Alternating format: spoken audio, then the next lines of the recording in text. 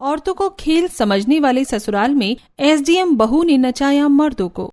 शाम का समय, शहर का मशहूर महंगा रूफटॉप रेस्टोरेंट। चारों ओर कांच की दीवारें हैं जिनसे शहर की जगमगाहट दिखाई दे रही है। माहौल शांत है, हल्की जैज म्यूजिक चल रही है। टेबल्स पर वाइट टेबल क्लॉथ और सिल्वर कटलरी सजी है। उसी रेस्टोरेंट के एक टेबल में टी शर्ट के ऊपर ब्लेजर और ट्राउजर पहने बैठा विनय टेबल पर रखी कॉफी के 3 खाली कप निहार रहा है। फिर हाथ में बंधी लग्जरी वॉच में टाइम देखता है। कब तक आएगी ये? 2 घंटे से इंतजार कर रहा हूं। बोल रही थी सरप्राइज दूंगी, सरप्राइज दूंगी। ये कैसा सरप्राइज है? एसडीएम की तैयारी कर रही है। एक एसडीएम ऐसा होता है क्या? लेट लतीफ। तभी एसडीएम की वर्दी पहने अवंतिका वहां आती है। विनय उसे वर्दी में देखकर हैरान रह जाता है। अरे वाह, तुमने तो सच में मुझे सरप्राइज कर दिया। एसडीएम अवंतिका। विनय उठता है और अवंतिका को गले से लगा लेता है। इसी सरप्राइज के लिए तो मैंने तुम्हें बुलाया था। तो क्या ख्याल है, अब तुम्हारे घर वाले हमारी शादी के लिए मानेंगे या नहीं? विनय अवंतिका के लिए कुर्सी खिसकाता है। अवंतिका आराम से बैठती है और विनय भी उसके सामने वाली चेयर पे बैठ जाता है। वो दोनों टेबल पे हाथ रख कर एक दूसरे को देखते हैं और फिर, यार देखो, मेरे घर वाले तो शादी के लिए मान जाएंगे, लेकिन मैं तुम्हें कैसे बताऊं कि मेरे घर वाले कैसे हैं? तुम उनके बारे में जानती नहीं हो। अगर जान लोगी ना तो शादी का इरादा छोड़ दोगी। तुम्हारे घर वाले जैसे भी हो, मैं अब एसडीएम बन चुकी हूँ। मैं उन्हें संभाल लूंगी। और वैसे भी शादी मुझे तुमसे करनी है, तुम्हारे घर वालों से नहीं, समझी? तुम इतनी कॉन्फिडेंट हो तो मैं अपने बापू से बात करूंगा फिर। अवंतिका और विनय दोनों एक दूसरे को कॉलेज टाइम से जानते थे और एक दूसरे से प्यार भी करते थे। ऐसा अवंतिका को लगता तो था। विनय के घर के मर्द पॉलिटिकली काफी स्ट्रांग थे, लेकिन उनका असली नेचर अवंतिका नहीं जानती थी, क्योंकि विनय ने उसे कभी उनके बारे में सच बताया ही नहीं था। अवंतिका के साथ कुछ देर टाइम स्पेंड और डिनर करने के बाद विनय अवंतिका अपने घर वापस आने के लिए निकलते हैं। देखते हैं अब क्या होता है। विनय का घर शहर की एक बहुत बड़ी पुश्तैनी हवेली है, जिसके सामने गार्डन और पार्किंग है। हवेली भले ही शानदार है, लेकिन घर की औरतों की हालत ठीक थी नहीं लग रही है। विनय की भाभी कोमल हॉल में बिखरे कांच के ग्लास के टुकड़े उठा रही है और उसकी बहन प्रीति वहां पोछा लगा रही है। उनके चेहरे पर और हाथों में चोट के निशान है। घर के सभी मर्द राहुल, मोहित और शेर सिंह सोफे पर बैठे उन्हें घूर रहे हैं। तभी वहां विनय आता है। ए छोरे, कहां गया था तू? बापू, आपकी होने वाली बहू से मिलने गया था। मेरी होने वाली बहू? हाँ बापू, आपकी होने वाली बहू एसडीएम है ना। अरे तू अपनी मर्जी से शादी करेगा? हाँ ताऊ, सबने इस घर के बड़े की मर्जी से शादी की है। मैं अपनी मर्जी से शादी करूंगा, और वो भी एसडीएम से। वाह छोरे, तूने तो लठ गाड़ दी। लेकर तो आ एसडीएम बहू को। हम भी तो देखे एसडीएम के साथ खेलने में कितना मजा आता है। अरे बापू, एसडीएम से मत खेलना, नहीं तो वो आपको जेल में डलवा देगी। हमने अच्छे अच्छे देखे हैं। अच्छे अच्छों को हमने अपने इशारों पर नचाया है। इसे भी देख लेंगे। अब तो तेरी शादी उससे करवानी ही पड़ेगी। विनय के बापू को अपने ऊपर घमंड था कि वो एसडीएम को भी दबा सकता है, और वो अपने बेटे विनय की शादी एसडीएम अवंतिका से फिक्स कर देता है। और अगले दिन जब उसके घर की औरतों को ये बात पता चलती है तो हॉल में झाड़ू लगाते हुए शोभा और कोमल, आने दो एसडीएम बहू को, वो बताएगी इन सबको। सारी मर्दानगी बाहर निकलेगी इनकी। इनको लगता है कि एक एसडीएम एक मामूली औरत होती है। तभी वहां मोहित आ जाता है और सुन लेता है शोभा की बात। उसके जैसे कितने ही एसडीएम हमारे आगे पीछे घूमते हैं। आने दो उसे। उससे जूते न साफ करवाए तो कहना। एसडीएम है तो क्या हुआ, है तो औरत ही, और इस घर के मर्द औरतों को खेल समझते हैं। अपनी मर्दानगी का रौब दिखाते हुए मोहित वहां से चला जाता है। कुछ दिनों बाद घर में शादी की तैयारियां शुरू हो जाती हैं। घर को सजाने का काम घर की औरतें करती हैं और मर्द सिर्फ देखते हैं। आज हल्दी की रस्म है और घर के सारे मर्द अपनी पसंदीदा पीले कुर्ते में हॉल में विनय को हल्दी लगाकर डीजे पे डांस कर रहे हैं और जानबूझकर हल्दी पूरे हॉल में फैला रहे हैं और दूर खड़ी घर की औरतों से। अरे वहां खड़ी खड़ी क्या देख रही हो? जल्दी से ये हल्दी साफ करो। विनय की दादी नीता के अलावा औरतें पोछा लेकर फर्श से हल्दी साफ करने लगती है, लेकिन घर के मर्द जानबूझकर साफ की गई जगह पर पैर रखकर फिर से गंदा कर देते हैं। यह सिलसिला 1 घंटे तक चलता रहता है और जब वो थक कर अपने कमरे में चले जाते हैं तो घर की औरतें हॉल के कोने में डरी सहमी खड़ी हो जाती हैं। तभी अरे तुम सब इतनी शांत क्यों खड़ी हो? तुम्हारे घर में शादी का माहौल है या मातम का माहौल? अब जानती तो है दादी जी कि इस घर के मर्द कैसे हैं। अगर हमें नाचते हुए देखेंगे तो पता नहीं हमारे साथ क्या सलूक करेंगे। अरे तुम तो घबराती क्यों हो? वो आज कुछ नहीं बोलेंगे, आओ मेरे साथ। दादी डीजे के पास जाती हैं और स्पीकर का वॉल्यूम फुल कर देती हैं और सभी औरतों के हाथ पकड़कर उन्हें नचवाने लगती हैं। तभी घर के सभी मर्द वहां आ धमकते हैं। हिम्मत किसकी हुई हमसे पूछे बिना ये नाच करने की? मोहित की आवाज उन्हें शेर की दहाड़ लगती है और वो सभी डरी सहमी अपनी अपनी जगह पर खड़ी कांपने लगती हैं। अरे छोरे, मेरे पोते की शादी है तो मैं नाच भी नहीं सकती। कोमल कांपते कदमों से आगे आती है और आज तो हमें थोड़ा नाच लेने दो, खुशी का माहौल है। मोहित गुस्से में कोमल को जोरदार थप्पड़ मार देता है। लो मना लो खुशी, कर लिया नाच, अब जा चुपचाप यहाँ से। अब अपनी शक्ल बहू के आने के बाद ही दिखाना। राहुल डीजे की केबल निकालकर फेंक देता है और सभी औरतें सहमी हुई वहां से अपने कमरों में चली जाती हैं। इस बात से अनजान के ससुराल में औरतों के साथ कैसा सलूक हो रहा है अवंतिका अपनी हल्दी की रस्म बड़ी धूमधाम से मना रही थी। अगले दिन विनय की बारात अवंतिका के घर पहुंचती है। विनय के घर की सभी औरतें लंबे घूंघट में थीं। मंडप में विनय के साथ अवंतिका 7 फेरे लेती है और पूरा परिवार एसडीएम बहू को उसके घर से विदा करवाकर अपने घर ले आता है और गृह प्रवेश करके अपने ससुराल के हॉल में पूरे परिवार के साथ दुल्हन के लाल जोड़े में खड़ी अवंतिका से मोहित। अम्मा अब देखना तू। नीता समझ जाती है कि उसके कहने का मतलब, लेकिन अवंतिका नहीं समझ पाती। वो अपने पति विनय के साथ अपने कमरे में चली जाती है और फिर अगले दिन की सुबह एसडीएम की वर्दी में हॉल में आती है जहां घर के मर्द सोफों पे बैठे थे और औरतें उनके पास खड़ी थी। अम्मा जरा बहू को समझा देना कि इस घर के कायदे कानून क्या है। तू चिंता मत कर छोरे, मैं बहू को सब बता दूंगी। नीता अवंतिका के पास जाती है और बहू जरा मेरी बात सुनो, तुम अब अपने ससुराल में हो तो थोड़ा कायदे में रहकर सर ढका रखो। दादी जी, मैं अपनी ड्यूटी पर जा रही हूँ, वर्दी पहनकर। वर्दी में मैं सर कैसे ढकूं? अवंतिका सर गर्व से ऊंचा किए घर से बाहर निकलती है और दरवाजे पर खड़ी अपनी सरकारी गाड़ी में गनमैन के साथ बैठती है और वहां से चली जाती है। और शाम को ड्यूटी पूरी करके जब वो वापस घर आती है तो देखती है कि हॉल में बैठा विनय शराब पी रहा है। राहुल टीवी देख रहा है और उसके ससुर और ताया ससुर पोस्टर में छपे अपने फोटो देख रहे हैं। सब औरतें कहाँ गई? दिखाई नहीं दे रही हैं। सभी मर्द अवंतिका को घूर कर देखते हैं। ये सब मुझे ऐसे क्यों घूर रही हैं? लगता है वो सभी किचन में होंगी। अवंतिका किचन में जाती है तो उसे वहां कोई नहीं मिलता। फिर वो बालकनी से होती हुई अपनी सास के कमरे में जाती है। तब उसे घर की सारी औरतें वहां मिलती हैं जो कि उदास बैठी हैं और शोभा के शरीर पर गहरे चोट के निशान हैं। अवंतिका उसके पास जाती है और अरे ये क्या हुआ? ये चोट कैसे लगी? कुछ नहीं, वो काम करते हुए सीढ़ी से गिर गई थी, बस उसी के निशान हैं। अवंतिका गौर से सारे निशान देखती है और फिर मैं एसडीएम हूँ, कोई बाजार में सब्जी बेचने वाली नहीं। ये चोटी सीढ़ी से गिरने की नहीं है। सच बताओ क्या हुआ है? तू रहने दे अवंतिका बहू, क्यों बात का बतंगड़ बना रही है? शांत रहे। तभी राहुल कमरे में आता है। तुम्हें जानना है कि चोट के निशान कैसे लगे? तो मैं बताता हूँ, ये चोट के निशान मेरे दिए हुए हैं। इस घर में औरतों की गलती की यही सजा होती है। अवंतिका जवाब देने ही वाली होती है कि दादी सास नीता तुरंत उसका हाथ पकड़कर उसे शांत करती है। रे बहू, तो इन मर्दों के बीच में मत बोल। तभी हॉल में बैठ पोस्टर देख रहा मोहित। मेरा पानी अब तक नहीं आया। अभी लाई। कोमल दौड़कर किचन में जाती है और पानी ले जाकर हॉल में बैठे मोहित को देती है। इतनी देर से क्या कर रही थी तू? कहाँ थी? वो बस शोभा के घाव पर दवा लगा रही थी। अरे वो मर नहीं गई, तेरे बेटे ने उसे काटा नहीं डाला। छोटे से घाव थे, अगली बार से अगर किसी काम में जरा से भी देर हुई ना तो वो घाव तेरे शरीर में होंगे। अब तू जा यहाँ से।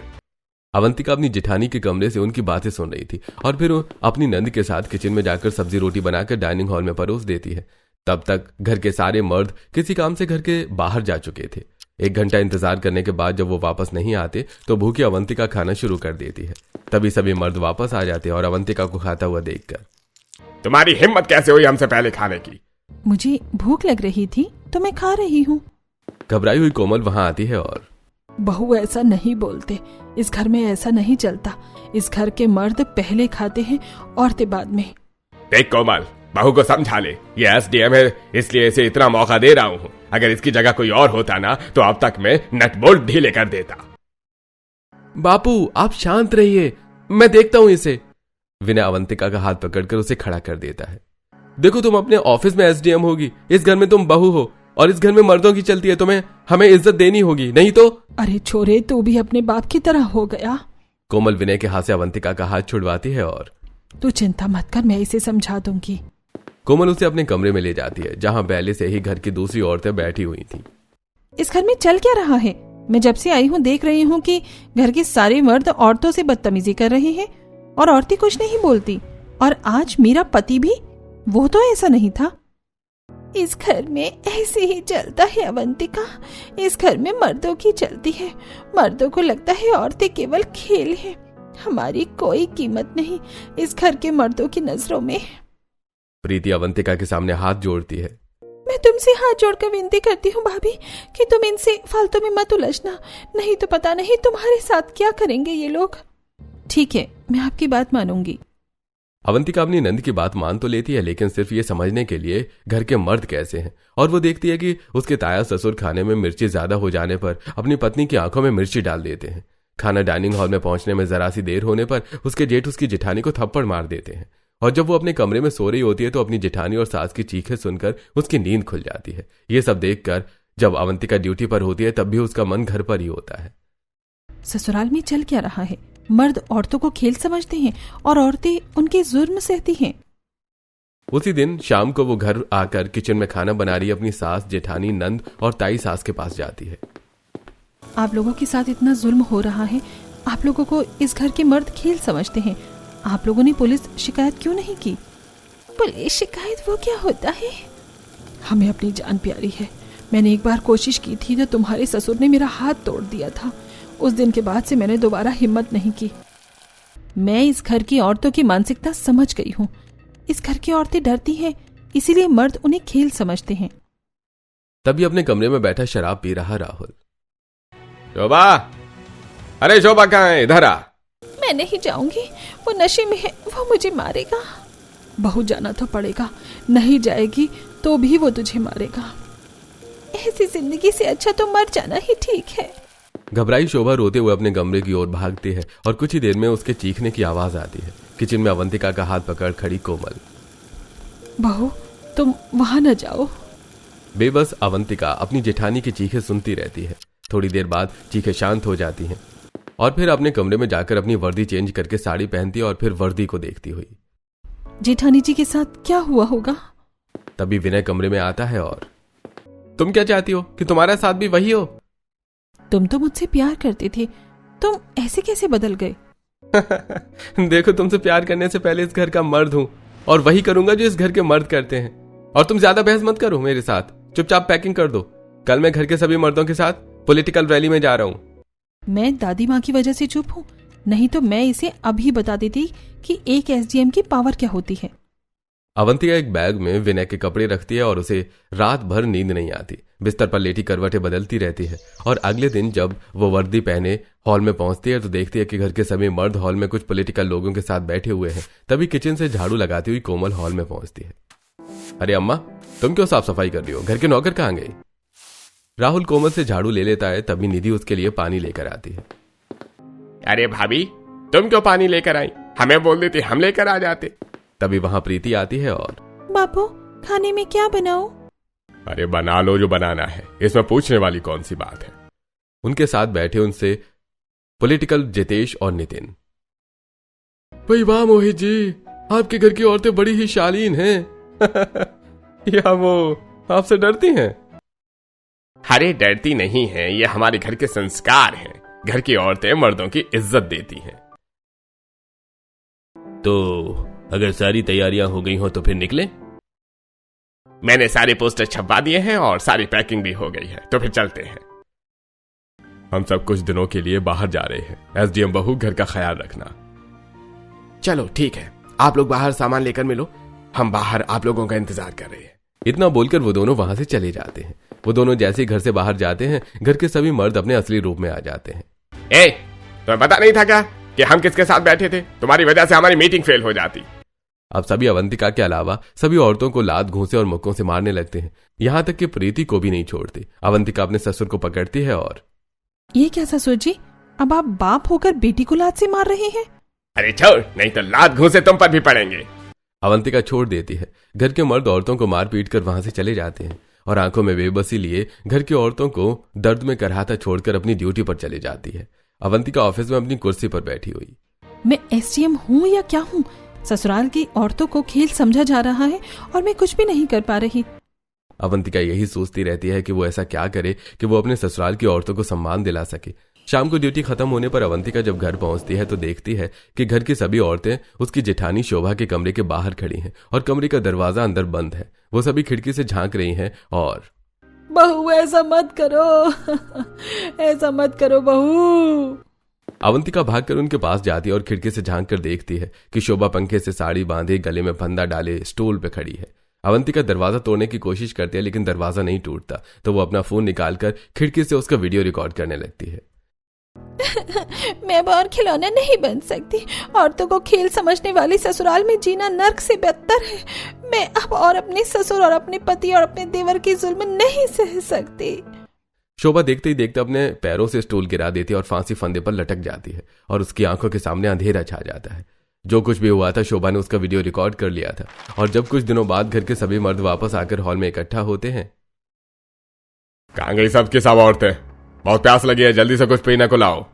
तभी अवंतिका वहां आती है और सासू माँ, इन्हें कुछ ज्यादा ही पानी पिलाना और अच्छे से खाना खिलाना, क्योंकि आज के बाद इनकी हलक से ना खाना उतरेगा और ना ही पानी।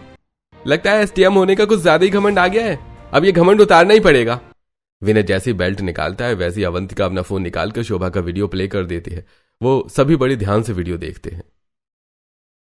इस वीडियो से तुम हमारा क्या कर लोगी? हमें डराओगी, धमकाओगी? और कौन यकीन करेगा कि ये रियल वीडियो है? एआई से जनरेटेड भी हो सकता है। मैं कोई छोटी बड़ी पोस्ट पर नहीं हूँ, एसडीएम हूँ और मेरी बात पर सभी भरोसा करेंगे। देखिए, मुझे पता है कि आपको अपना राजनीतिक करियर बनाना है, लेकिन अगर ये वीडियो लीक हो गया तो आप सब पर केस हो जाएगा और अगर एक बार केस हुआ तो आपका राजनीतिक करियर खत्म। विनय अवंतिका के हाथ से फोन छीन कर तोड़ देता है। करियर तो तब खत्म होगा ना जब सबूत होगा। मुझे पता था विनय ऐसा हो सकता है, इसीलिए मैंने पहले से ही ये वीडियो क्लाउड पर सेव कर दिया है। अब तुम कितने भी फोन तोड़ लो, वीडियो डिलीट नहीं होगा और अगर तुम मुझे मार भी दो तब भी वीडियो वायरल हो जाएगा। मोहित दोनों हाथ जोड़कर, नहीं नहीं, ऐसा मत करना, हम तुम्हारी हर बात मानेंगे, जो तुम बोलोगी वो करेंगे। एक एक करके घर के सभी मर्द अवंतिका के पैर पकड़ने लगते हैं और वो झट से पीछे हट जाती है। ठीक है, मैं सोचूंगी इस बारे में कि आपका पॉलिटिकल करियर बर्बाद न करो। अवंतिका अपने कमरे में चली जाती है। अभी अभी जो कुछ हुआ हॉल में ही दूर खड़ी घर की सभी औरतों ने देखा और अब आगे जो होने वाला था वो भी देखने वाली थी। अवंतिका कुछ दिन छुट्टी लेकर घर में ही रुकने का फैसला करती है। अगले दिन घर के सभी मर्द हॉल में बैठे थे और अपना डेली रूटीन फॉलो कर रहे थे। मोहित अखबार पढ़ रहा था, शेर सिंह पोस्टर देख रहा था और विनय और राहुल चाय पीते हुए न्यूज देख रहे थे और औरतें उनके बगल में सहमी हुई खड़ी थी। तभी वहां कमरे में साड़ी का पल्लू बांधे अवंतिका आती है और ससुर जी, मुझे प्यास लगी है, जरा पानी ले आइए। मोहित पहले तो चौंक जाता है, फिर अचानक उठकर किचन में जाकर वहां से एक गिलास पानी लाकर अवंतिका को देता है। ये लीजिए बहू। अवंतिका जैसे ही एक घूंट पानी पीती है विनय के सिर पे गिलास उलट देती है। ये क्या, इतना ठंडा पानी? मेरे गले में दर्द हो सकता है। विनय तुम जाओ, हल्का गुनगुना पानी लेकर आओ। विनय मोहित का मुंह देखता है और अपने मुंह का पानी पोंछते हुए किचन जाकर एक गिलास गुनगुना पानी लाकर अवंतिका को देता है। ये लीजिए अवंतिका जी, गर्म पानी। अवंतिका फिर जैसे एक घूंट पानी पीती है अपने जेठ के ऊपर कुल्ला कर देती है। ये तो बहुत गर्म है। और अपने जेठ के पैरों में जूते देखकर, और क्या, तुम जूते पहनकर घर के अंदर आए हो? अपने मुंह का पानी पोंछते हुए। हाँ तो क्या? हाँ, घर के अंदर जूते कौन पहनता है? बाहर उतारो इन्हें। और सुनो, मेरे जूते जो बाहर उतरे हैं उन्हें अंदर लाओ जल्दी, नहीं तो वीडियो वायरल हो सकता है। राहुल चुपचाप घर के बाहर जाकर जूते उतारकर शू रैक में रखता है और वही रखे अवंतिका के जूते लाकर उसे पहनाता है। वहीं हॉल में खड़ी घर की औरतें सब देखती हैं और फिर किचन में चली जाती हैं। अवंतिका भी उनके साथ जाती है। बहू, ये सब क्या हो रहा है? मुझे यकीन नहीं हो रहा। क्या मैं कोई सपना देख रही हूँ? तुम्हारे ससुर और पति तुम्हारे इशारों पर नाच रहे हैं। नहीं अम्मा जी, ये सपना नहीं, हकीकत है। अब तक इस घर के मर्दों ने घर की औरतों को क्या समझा था? कमजोर, बेवकूफ, सिर्फ एक खेल? अब मैं इन्हें बताऊंगी कि असली खेल क्या होता है। अब आप भी हुक्म देना सीखिए। ससुराल के मर्द अब आपकी बात भी मानेंगे, और अगर ना माने तो मैं हूं ना, सब संभाल लूंगी। अब आप अपनी बहू को रानी बनते देखिए। सिर्फ आप ही नहीं अम्मा जी, दादी माँ और ननन जी, आप भी हुक्म देना सीख लो। और आप भी ताई जी, एसडीएम बहू है आपके घर में, अब वो अपनी पावर दिखाएगी। अवंतिका पहली बार अपने ससुराल की औरतों के चेहरों पर डर की जगह एक दबी हुई खुशी और मुस्कान देखती है। और आज खाना इस घर की औरतें नहीं मर्द बनाएंगे।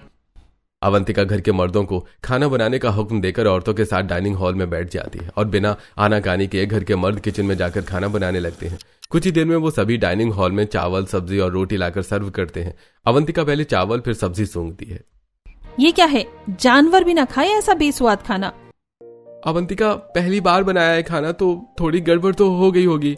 अवंतिका गुस्से से टेबल पर चम्मच पटकती है। ऐसे कैसे तुम्हारी हिम्मत हुई कि मेरे सामने ऐसा फीका खाना परोसने की? क्या तुम्हें पता नहीं है खाना कैसा होना चाहिए? मेरे लिए खाना बना रहे हो या मजाक कर रहे हो? बहू अभी खा लो, अगली बार से ध्यान रखेंगे। अवंतिका गुस्से से मोहित की तरफ देखती है। आप तो सबसे बड़े हो ना, और आप ही ऐसी बात कर रहे हो? इतनी बड़ी गलती! आपको पता चलना चाहिए कि गलती की क्या सजा होती है। विनय, इन्हें सबक सिखाओ। मैं इन्हें नहीं मार सकती क्योंकि ये मेरे ससुर हैं, लेकिन तुमसे मरवा सकती हूँ। विनय हैरान होकर अवंतिका का मुंह ताकने लगता है। क्या देख रहे हो? मैंने कहा इन्हें एक थप्पड़ मारो। विनय का हाथ कांपता है, लेकिन वो हिम्मत करके मोहित को एक हल्का सा थप्पड़ मारता है। मोहित दर्द से नहीं, अपमान से सहम जाता है। कोमल अपनी आंखें बंद कर लेती है। बहू, ये तुम क्या कर रही हो? ये हमारे घर में क्या हो रहा है? अम्मा जी चुप रही। इस घर के मर्दों ने बरसों से औरतों पर जो जुल्म किए हैं, मैं उन्हें सूद समेत वापस लौटाऊंगी। मैं इन्हें बताऊंगी कि एक एसडीएम की ताकत क्या होती है। अब घर के सभी मर्द एसडीएम बहू के इशारों पर नाचने लगते हैं। वो जो कहती है वो सभी वही करते। धीरे धीरे ये बात मोहल्ले वालों को भी पता चल जाती है। एक दोपहर घर के सभी मर्द छत में गीले कपड़े सुखा रहे थे। पड़ोसी अपने घर की छतों से उन्हें काम करते देख रहे हैं। तभी वहां अवंतिका आती है और रस्सी में टंगे कपड़े देखकर, ये क्या तरीका है कपड़े सुखाने का? ये कपड़े देखो, ये यहाँ से फट गए हैं। ये तुम कैसी धुलाई करते हो और क्या ऐसे सुखाते हैं कपड़े? अवंतिका माफ कर दो, गलती हो गई। मैं वादा करता हूँ अगली बार से ध्यान रखूंगा। ध्यान रखूंगा? जब देखो तब बहाने। जाओ ये कपड़े दोबारा धोकर लाओ और इन्हें ढंग से सुखाओ। और हाँ, हॉल की सफाई भी बाकी है। विनय तुरंत गीले कपड़े उठाकर नीचे चला जाता है। अपने अपने घर की छतों पर खड़ी नीलम और निशा उन्हें देख रही थी। हे भगवान, जो मर्द कभी इस घर की औरतों पर चिल्लाती थी, आज वो बहू से डांट खाकर भीगी बिल्ली बने हुए हैं। लगता है बहू सच में कोई पहुंची हुई चीज है। पहुंची हुई होगी ही, एसडीएम जो ठहरी। सुना है इसी वजह से घर के सारे मर्द उंगलियों पर नाच रहे हैं। नहीं तो इससे पहले तो बहू बेटियों के सामने शेर बने घूमते थे। उन दोनों की बातें मर्दों को चुभ गईं और उसी रात वो छत पे इकट्ठा होकर, अब बहुत हो गया। जब तक जिंदा रहेगी तब एसडीएम बहू ये ऐसे ही करेगी। इसका मरना जरूरी है। एसडीएम बहू को मारने का फैसला करके सभी मर्द उसे मारने की प्लानिंग शुरू कर देते हैं। एक दिन विनय राहुल के साथ किराए के घर से ऑफिस जाती हुई अवंतिका की कार का पीछा कर रहा था। अब और नहीं सहा जाता। इसने हमें पानी भरने वाला नौकर बना दिया है। आज इसे खत्म करना ही होगा। एक्सीडेंट और फिर इसकी कहानी खत्म। हाँ, यही आखिरी रास्ता है। अगर ये जिंदा रही तो हमारा जीना मुश्किल कर देगी। तैयार हो जा, जब वो उस मोड़ पर पहुंचेगी। अवंतिका की गाड़ी मोड़ पर पहुंचती है। विनय अपनी कार की स्पीड बढ़ाता है। इरादा है कि उसकी गाड़ी को जोर से टक्कर मारने का, लेकिन अचानक अवंतिका की गाड़ी तेजी से दूसरी लेन में कट जाती है। विनय की कार लगभग पेड़ से टकराते टकराते बचती है। अवंतिका की गाड़ी बिना रुके आगे बढ़ जाती है। क्या हुआ? ये कैसे बच गई? इसे कैसे पता चला? मुझे नहीं पता, लेकिन वो एसडीएम है। उसका दिमाग लगता है उसने पहले ही भांप लिया था। अब हमारा क्या होगा? वो दोनों भाई डरे सहमे और घबराए हुए घर पहुंचते हैं, जहां पहले से ही हॉल में गुस्से में तमतमाई अवंतिका एसडीएम की वर्दी में उन दोनों के घर आने का ही इंतजार कर रही थी। लेकिन उन दोनों को देखकर अपना गुस्सा पी जाती है। और तो कैसा रहा आज का खेल? अवंतिका, तुम किस बारे में बात कर रही हो? अवंतिका उन दोनों की तरफ एक कदम बढ़ाती है। दोबारा ऐसी हरकत की तो याद रखना, एक्सीडेंट कैसे किया जाता है ये मैं तुम्हें बताऊंगी। तुम्हें कैसे पता चला? तुम हमारी जासूसी करवा रही हो? मैं एसडीएम ऐसे ही नहीं बनी हूँ। एसडीएम चीज क्या होती है तुम्हें अभी तक पता नहीं चला। तुम्हारी हर चाल, हर साजिश मेरे लिए खुली किताब है। आप चुपचाप जाकर अपना काम करो, और हाँ, अगर मेरी मर्जी के बिना घर से बाहर कदम रखा तो परिणाम बहुत बुरे होंगे। अवंतिका उन्हें आगाह करके एक बार फिर ऑफिस चली जाती है। अवंतिका के डर की वजह से उसके ससुराल के सभी मर्द अपनी राजनीति पर ध्यान नहीं दे पाते, जिस वजह से वो चुनाव हार जाते हैं। एक दिन घर के सभी मर्द और औरतें, यहाँ तक कि अवंतिका भी हॉल में बैठे हुए थे। तभी नितिन के भेजे हुए कुछ गुंडे दरवाजा तोड़कर अंदर आते हैं और घर के मर्दों पर लाठी डंडों से हमला कर देते हैं, और वो उन पर पलटवार नहीं कर पाते। सालो, तुम्हारी वजह से हम इलेक्शन हार गए, इसकी सजा तो तुम्हें मिलेगी। घर की सभी औरतें डरी हुई अवंतिका के पीछे आकर खड़ी हो जाती हैं। देखा तुम लोगों ने, ये है इस घर के शेर, जिनकी ताकत सिर्फ कमजोर औरतों पर चलती थी। आज टक्कर के मर्द मिले तो हाथ तक नहीं उठ रहा। भले ही इन्होंने हमारे साथ जो कुछ भी किया हो, लेकिन है तो हमारे अपने ही। हमें इन्हें बचाना होगा, वरना ये इन्हें मार डालेंगे।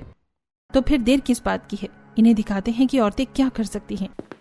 अवंतिका के इतना कहते ही कोमल किचन की ओर भागती है और बेलन ले आती है। प्रीति हॉल में रखा झाड़ू उठाती है और सबकी दादी नीति चप्पल से ही उन गुंडों पर टूट पड़ती है। मेरे पति पर हाथ उठाता है। ये मत सोचना कि औरतें कमजोर हैं, निकलो यहाँ से, नहीं तो जान ले लूंगी तेरी। औरतों के अचानक हमले से गुंडे घबरा जाते हैं और पिटते पिटाते भाग जाते हैं। घर के सभी पुरुष दर्द से कराते हुए जमीन पर पड़े हैं। देखा, तुम कमजोर औरतों के सामने अपनी ताकत दिखाते थे, आज बराबरी के मर्द मिले तो भीगी बिल्ली बन गए। अगर इन औरतों ने तुम्हें न बचाया होता तो तुम्हारा क्या हाल होता। तुमने सोचा कि ये कमजोर हैं, शरीर से भले ही कमजोर हो लेकिन मन से नहीं। अगर तुम्हारे घर की औरतों ने तुम्हारी इज्जत की, तुम्हें जवाब नहीं दिया, तो इसका मतलब ये नहीं कि वो कमजोर हैं।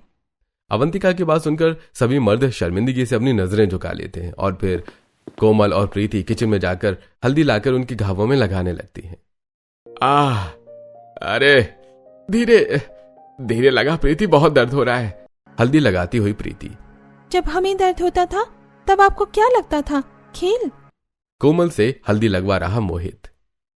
अरे बस कर बेटी, अब और शर्मिंदा मत कर। हमें आज एहसास हो रहा है कि हमने अब तक तुम सब पर कितना जुल्म किया, तुम्हें सिर्फ खेल समझा। आज हम इस हाल में हैं तो घर की औरतें हमारी मरहम पट्टी कर रही हैं। हाँ बेटा, क्योंकि उनसे हमारा दर्द देखा नहीं जा रहा है, और हम एक ऐसे हैं जो उन्हें दर्द देकर खुश होते थे। अरे ऐसी मर्दानगी पर थू है हमारी। क्या करें, हम औरतें ऐसे ही होती हैं। हमारा दिल बहुत कमजोर होता है ना। जिन्हें हम अपना मानती हैं, उनसे चाहे जितना दर्द मिले, हम उन्हें दर्द में नहीं देख सकती। हम भारतीय नारी है ना, इसीलिए। सिर झुकाए मोहित। तुम सही कह रही हो बहू, हमसे बहुत बड़ी गलती हो गई, हमें माफ कर दो। कोमल, मुझे माफ कर दो, मैंने तुम्हें कभी सम्मान नहीं दिया। मैं अब क्या कहूँ। विनय हिम्मत करके खड़ा होता है और अवंतिका के सामने हाथ जोड़कर, अवंतिका, मैं तुम्हारा अपराधी हूँ, तुम्हें धोखा दिया, मुझे माफ कर दो। राहुल फूट फूट कर रोने लगता है। अरे तुम सब तो माफी मांग सकते हो, मैं किससे माफी मांगू? मेरी पत्नी तो अगर वो जिंदा होती तो मैं उसके पैरों में गिरकर माफी मांगता। अपनी बात से मुकर मत जाना जेठ जी। अवंतिका की बात सुनकर घर के सभी मर्द चौंक जाते हैं। वो कुछ समझ पाते उससे पहले ही अवंतिका अपने गनमैन को फोन करती है और, भैया मेरी जिठानी को ले आओ। और कुछ ही देर में गनमैन भरत शोभा को लेकर वहां पहुंच जाता है। सभी मर्द उसे देखकर हक्के बक्के रह जाते हैं। ये क्या भूत? भूत नहीं, ये आपकी पत्नी है। लेकिन ये तो मर चुकी थी। इसकी फांसी लगाते हुए वीडियो तुमने मुझे दिखाया था। वो वीडियो अधूरा था जेठ जी। शोभा ने जैसे पैरों से स्टूल हटाया था, उसके वजन से पंखा नीचे गिर गया था। खिड़की से बाहर खड़ी औरतें पंखा टूटने पर राहत की सांस लेती हैं और फिर वो सभी एक साथ मिलकर दरवाजा तोड़कर अंदर पहुंच जाती हैं। अवंतिका जमीन पर पड़ी रो रही शोभा को उठाती है और उसका सिर अपनी गोद में रखती है। पागल हो गई थी क्या आप? क्या करने जा रही थी? अपनी जिंदगी ऐसे खत्म कर दोगी? और क्या करती, जिंदगी तो पहले ही बर्बाद हो चुकी है। इस नर्क से मुक्ति पाना चाहती थी। ससुराल के ये मर्द ये औरतों के दर्द को समझते ही नहीं है। अवंतिका फोन की रिकॉर्डिंग बंद करती है और, चुप हो जाओ, अब और नहीं। मैंने सब सुन लिया है, सब देख लिया है। ये लोग अब तक घर की औरतों को खेल समझते थे ना, अब मैं इन्हें दिखाऊंगी कि असली खेल क्या होता है। मैं अवंतिका विनय सिर्फ इस घर की बहू नहीं बल्कि इस शहर की SDM भी हूँ। तुम चाहे जो कर लो, ससुराल वालों को नहीं सुधार सकती। मैं नहीं सुधार सकती, लेकिन जो मैंने रिकॉर्ड किया है उसमें कट लगाकर उन्हें अपने इशारों पर जरूर नचा सकती हूँ। हॉल में सभी मर्द SDM बहू की बात ध्यान से सुन रहे थे। बस फिर मैंने प्लान बनाया कि अधूरी वीडियो क्लिप से आप लोगों को डराऊंगी और जेठानी को कुछ दिनों के लिए घर से गायब कर दिया। अच्छा, तो तुम लोगों ने हमें बिना बताई शोभा का अंतिम संस्कार कर दिया था? आप लोगों को सबक सिखाने के लिए ये नाटक करना जरूरी था। इतना बड़ा झूठ, इतना बड़ा धोखा हम मर्दों के साथ। तो क्या अब सच्चाई का पता चलता है? आप सब फिर से। नहीं बहू, वैसे तुमने जो नाटक किया बिल्कुल ठीक किया। अब हम समझ चुके हैं कि औरतों को खेल समझने वाले ससुराल में एसडीएम बहू ने मर्दों को नचाकर कुछ गलत नहीं किया। हमारे साथ ये होना जरूरी था, नहीं तभी तो हमें समझ आया कि औरतें खेल नहीं बल्कि जिम्मेदारी होती हैं। उसी दिन पूरा परिवार औरतों और मर्द के साथ बैठा है। आप सबके चेहरों पर सुकून और प्रेम का भाव है। नई शुरुआत के लिए धन्यवाद बहू। बहू नहीं, एसटीएम बहू कहिए, एसटीएम बहू।